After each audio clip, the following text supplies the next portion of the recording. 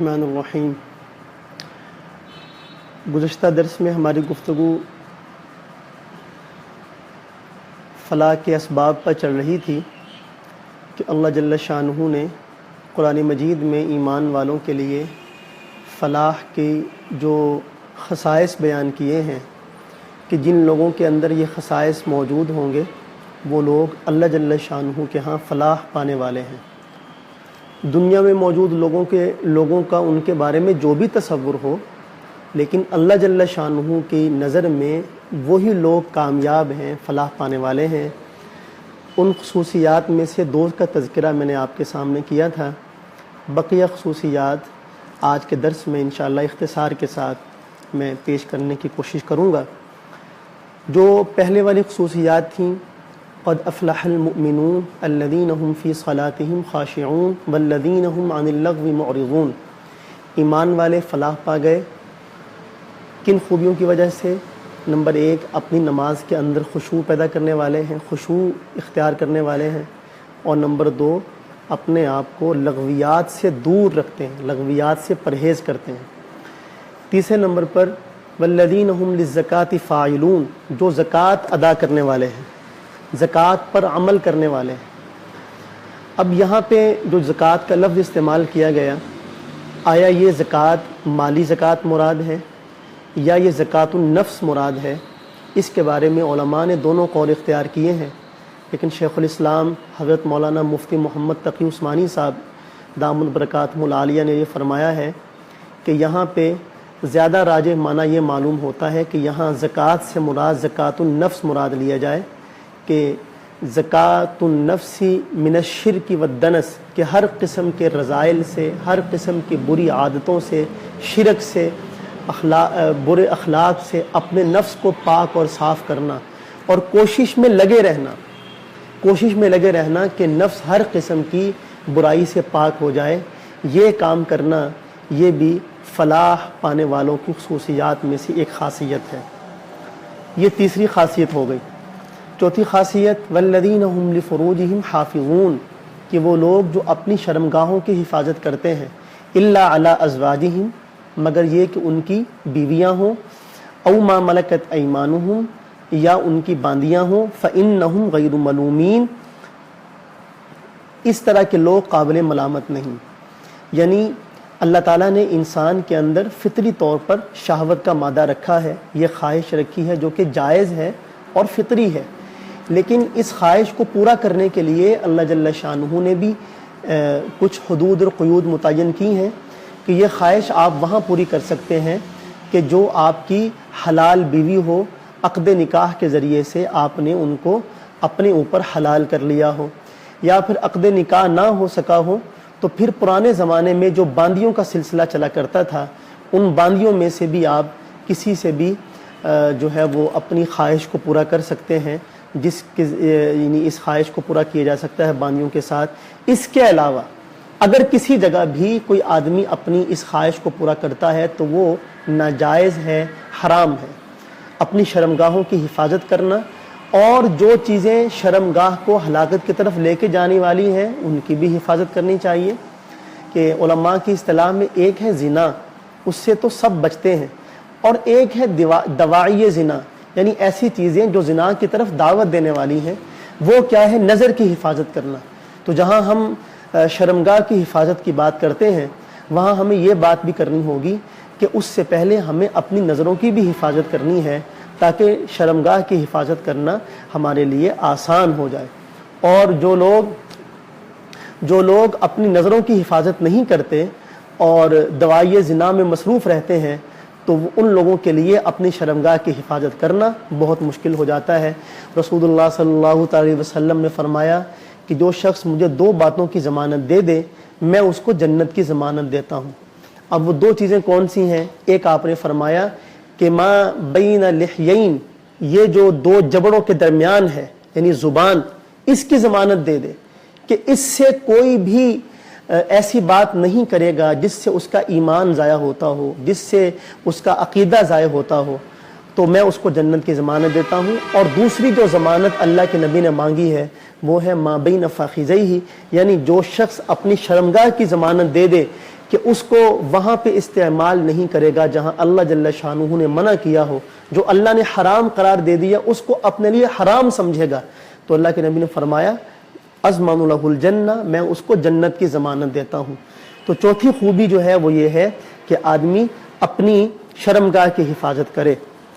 شرمگاہ کی حفاظت۔ فمن ابتغى وراء ذلك فاولئک هم العادون، اور جو شخص اس کے علاوہ کہیں اور منہ مارے گا، کہیں اور اپنی شرمگاہ کو ہلاکت کی طرف لے کے جائے گا، تو اللہ جل شانہ نے فرمایا فاولئک هم العادون، یہ لوگ اللہ کی نظر میں حد سے تجاوز کرنے والے ہیں اور یہ ظلم کرنے والے ہیں، اس کا ان کو حساب دینا ہوگا۔ والذین هم لاماناتهم، پانچویں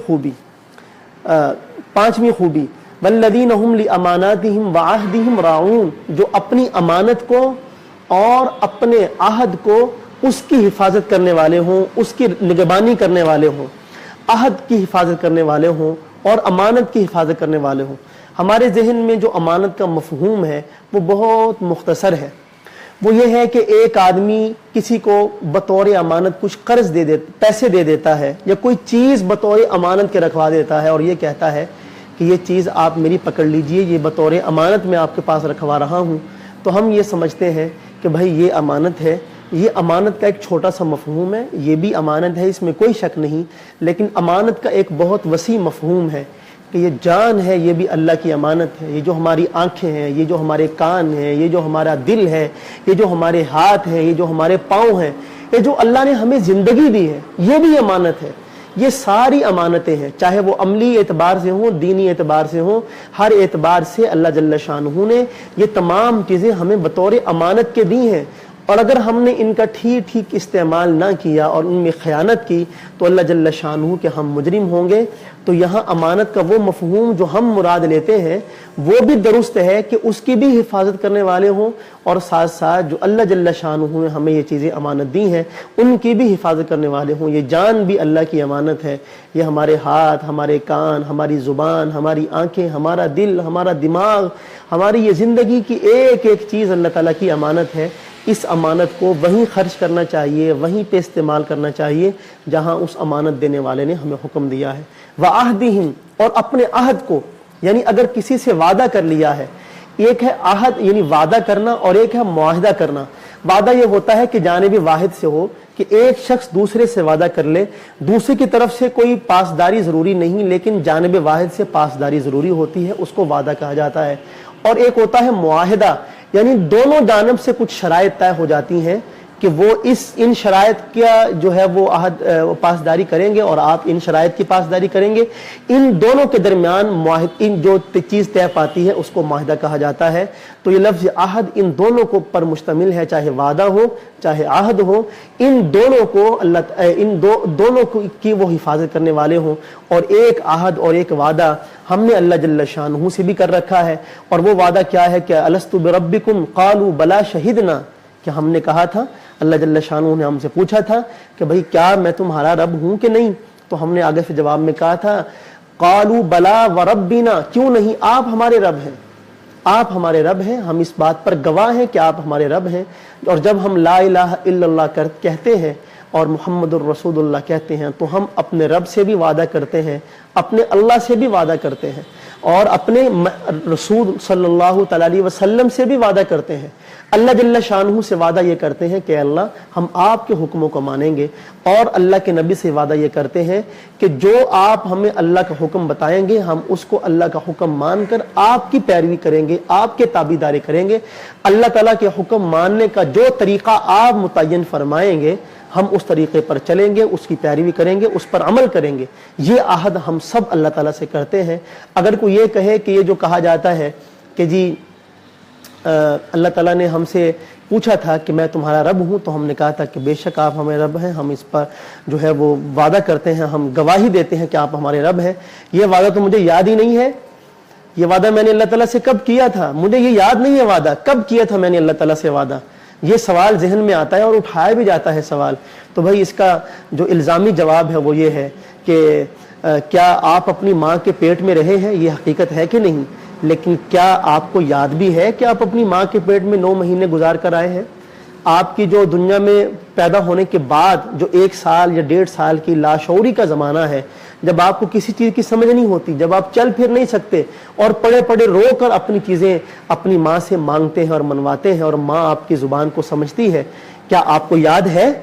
کہ آپ نے یہ بچپن کا زمانہ بھی گزارا ہے؟ جب آپ کو یہ یاد نہیں، باوجود اس کے کہ یہ ایک حقیقت ہے، ایسے ہی یہ بھی ایک حقیقت ہے، ہمیں یاد ہو کہ نہ ہو، کہ اللہ تعالیٰ نے ہم سے سب سے وعدہ لیا تھا اور ہم نے اس کا اقرار کیا تھا، اور اس کا جواب جو دوسرا ہے وہ یہ ہے کہ اللہ جل شانہ جب قرآن میں فرما رہے ہیں کہ ہم پوری بنی آدم سے ہم نے وعدہ لیا تھا، ہم نے ان سے میثاق لیا تھا، تو پھر ہمیں ماننا چاہیے کہ جب پیدا کرنے والا خود فرما رہا ہے کہ ہم نے وعدہ لیا تھا، تو ضرور ہم نے بھی اللہ تعالیٰ سے اس وعدے پر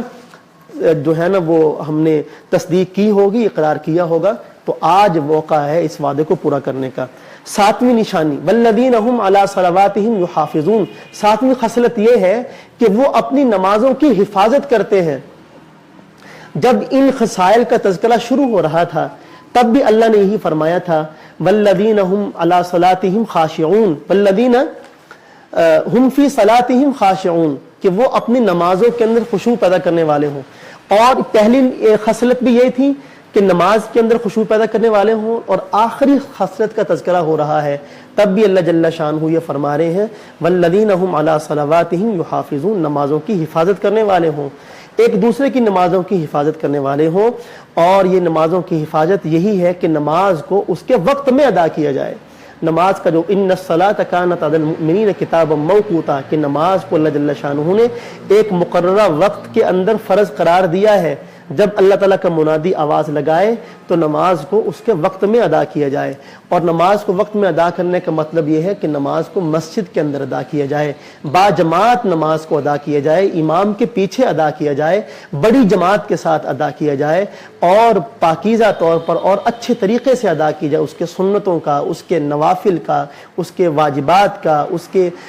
جو ہے نا وہ فرائض کا پوری طرح اہتمام کیا جائے، اور اس کی مکروہات سے بچا جائے۔ ایسی چیزیں جو نماز کو فاسد کرنے والی ہیں اور ہمیں علم بھی نہیں ہوتا، ان چیزوں کا علم حاصل کیا جائے، اور دیکھا جائے کہ ہماری نمازیں کیا ایسی ہیں کہ جو تمام شرائط پر پوری اترتی ہوں، کیا ہماری نمازوں کے اندر مستحبات کا اہتمام ہے، سنن کا اہتمام ہے، واجبات اور فرائض کی اہتمام کی ہم جو ہے وہ اہتمام کرتے ہیں کہ نہیں کرتے، مکروہات سے بچتے ہیں کہ نہیں بچتے، اور ایسی چیزیں جو نماز کو فاسد کر دینے والی ہیں ان سے بچتے ہیں کہ نہیں بچتے۔ یہ تمام چیزوں کو مد نظر رکھتے ہوئے نماز کو ادا کیے جائے تو یہ محافظ نماز ہے۔ جیسے اللہ تعالیٰ نے دوسری جگہ ارشاد فرمایا حافظوا علی الصلوات، نمازوں کی حفاظت کرو، والصلاۃ الوسطی، اور خاص طور پہ درمیانی نماز کی حفاظت کرو۔ تو یہ جو 7 خصلتیں بیان کی گئیں، سب سے پہلے نمبر پر نماز کے اندر خشوع پیدا کیا جائے، لغویات سے بچا جائے، تیسرے نمبر پر زکوٰۃ جو ہے نا وہ زکوٰۃ پر عمل کرنے والے ہوں، اپنے نفس کو رذائل سے پاک کرنا، چوتھے نمبر پر اپنے شرمگاہوں کی حفاظت کرنا، پانچویں نمبر پر اپنی امانت کی حفاظت کرنا، چھٹے نمبر پر یہ ہے کہ عہد کی حفاظت کرنا، اور ساتویں نمبر پر نمازوں کی حفاظت کرنا۔ یہ 7 خصلتیں ہیں، یہ وہ خصائل ہیں جن کے بارے میں سیدہ عائشہ رضی اللہ تعالیٰ عنہ نے ارشاد فرمایا تھا کہ اللہ کے نبی کے یہ اخلاق تھے، یہ اللہ کے نبی کے اخلاق ہیں، جو ان پر عمل کرے گا گویا کہ اس نے لقد کان لکم فی رسول اللہ اسوۃ حسنہ، اللہ کے نبی کے اسوہ حسنہ پر اس نے عمل کیا، جو ان پر عمل کرے گا۔ اور اس کے بعد اللہ جل شانہ نے ان فلاح پانے والوں کو خوشخبری سنائی، اولئک هم الوارثون، یہ لوگ وارث ہیں۔ کس چیز کے وارث ہیں؟ کیا ان کو میراث میں دنیا ملے گی؟ کیا مکان بینک بیلنس ملے گا میراث میں؟ کیا ان کو پراپرٹی ملے گی؟ نہیں۔ اولئک هم الوارثون الذین یرثون الفردوس، ان کو وراثت کے اندر جنت الفردوس ملے گی، اور تھوڑی وقت کے لیے نہیں، چند سالوں کے لیے نہیں، تھوڑی زندگی ایک آدھی صدی کے لیے نہیں، بلکہ ہم فیہا خالدون، اس میں یہ ہمیشہ رہیں گے۔ یہی وہ جنت ہے، تلک الجنت التی اورثتموہا بما کنتم تعملون، کہ جو اعمال ہیں یہ ہم کریں گے تو اللہ تعالیٰ ہمیں اس جنت کا وارث بنائیں گے۔ تلک الجنت التی نورث من عبادنا من کان تقیا، جو بھی متقی ہوگا، ان چیزوں پر عمل کرنے والا ظاہر ہے متقی بن جائے گا، اللہ کے حبیب کے اخلاق پر عمل کرنے والا متقی بن جائے گا۔ اور متقی کے لیے اللہ جل شانہ فرماتے ہیں کہ یہ جنت کو ہم نے تیار کر رکھا ہے، ما لا عین رأت ولا اذن سمعت ولا خطر علی قلب بشر۔ رمضان المبارک کی ان مبارک گھڑیوں میں اللہ تعالیٰ رسول پاک صلی اللہ تعالیٰ علیہ وسلم کے یہ اخلاق حسنہ آپ کی اخلاق کریمانہ تو سیدہ عائشہ رضی اللہ تعالیٰ عنہ نے قرآن مجید کی طرف اشارہ کر کے فرمایا کہ یہ اخلاق تھے اللہ کے نبی کے۔ اللہ تعالیٰ ہم سب کو وہ اخلاق نصیب فرمائے اور ہم سب کو دنیا و آخرت کی فلاح اللہ جل شانہ نصیب فرمائے۔ وآخر دعوانا ان الحمد للہ رب العالمین۔ ہمارے پروگرام کے جیسے کہ آپ حضرات کو معلوم ہے 2 حصے ہوتے ہیں، ہم دوسرے حصے کی طرف بڑھتے ہیں، نظم کی طرف۔ آج آپ حضرات کے سامنے میں سیدہ عائشہ رضی اللہ تعالی عنہا جو ام المؤمنین ہیں، رسول پاک صلی اللہ تعالی علیہ وسلم کی سب سے محبوب زوجہ ہیں اور اس امت کی محسنہ ہیں، معلمہ ہیں اس پوری امت کی، اور اللہ جل شانہ نے ان کے ذریعے سے دین کا ایک بہت بڑا حصہ اس امت تک پہنچایا ہے۔ اور رسول پاک صلی اللہ تعالی علیہ وسلم کے انتقال کے بعد، آپ کے انتقال کے بعد سیدہ عائشہ رضی اللہ تعالیٰ عنہ سے بہت سارے مسائل میں صحابہ کرام بھی رجوع فرمایا کرتے تھے۔ خاص طور پر آپ کی جو گھریلو زندگی ہے اس کو نقل کرنے والی سیدہ عائشہ رضی اللہ تعالیٰ عنہ ہے۔ تو سیدہ عائشہ رضی اللہ تعالیٰ عنہ کا یوم وفات ہے 18 رمضان المبارک کو، تو اس نسبت سے میں ایک کلام حضرت عائشہ رضی اللہ تعالیٰ عنہ کی منقبت پر آپ حضرات کے سامنے۔ تو ہے بیٹی رسول انور ہیں تیرے شوہر، اے امی عائشہ تیرے مقدر، عائشہ تیرے مقدر کا تا قیامت نہیں کوئی ہم سر، تیرے دہن کا چبایا ہوا پسند نبی نے سواک کیا، لگے جو پیالے پہ ہونٹ تیرے اسی جگہ سے نبی نے پیا، ہے پیار کتنا نبی کو تجھ سے، ہے پیار کتنا نبی کو تجھ سے، حمیرہ تجھ کو کہا ہے اکثر، اے امی عائشہ تیرے مقدر، اے امی عائشہ تیرے مقدر کا تا قیامت نہیں کوئی ہم سر، جناب مریم کی بے گناہی پہ ایک بچے نے دی گواہی، مگر تو کتنی عظیم عائشہ خدا نے دی خود تیری صفائی، مگر تو کتنی عظیم عائشہ خدا نے دی خود تیری صفائی، ہے کتنی تو خوش نصیب دلہن، ہے کتنی تو خوش نصیب دلہن کہ دولہا تیرے رسول انور، اے امی عائشہ تیرے مقدر، اے امی عائشہ تیرے مقدر کا تا قیامت نہیں کوئی ہم سر، تو جس مقام میں کبھی مکی تھی خدا